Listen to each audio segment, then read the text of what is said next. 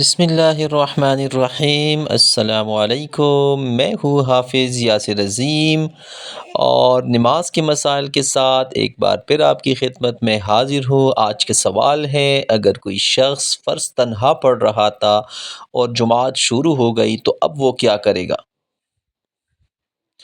اگر کسی نے تنہا فرض نماز شروع کی، اسی وقت فرض نماز کی جماعت شروع ہو گئی، تو اگر یہ فجر یا مغرب کی نماز ہیں